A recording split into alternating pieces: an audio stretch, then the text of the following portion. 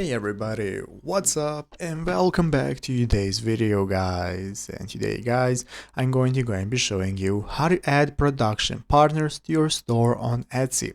This is a very simple thing to do, so make sure to watch this quick and easy video till the very end, follow my steps correctly so you can make sure that this works the same for you and you can do this yourself.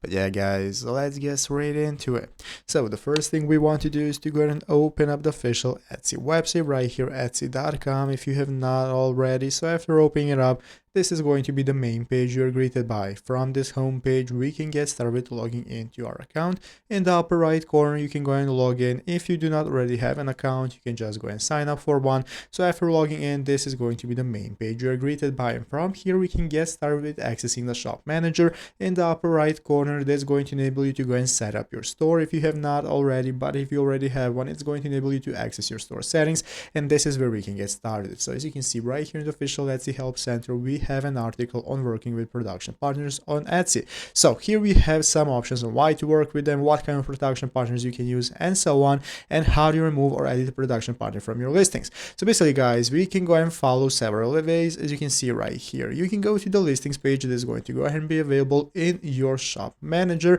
and from there you're going to choose editing options. Then you can go and click on the button that says change production partners, and then you can go and click edit to go and update your partners. So from there you can get started adding any partners that you want as your production partners, and it's all going to be available in the shop manager option right here. So go ahead and add or remove as many as you want, and that's how it's done. So I hope this video was helpful.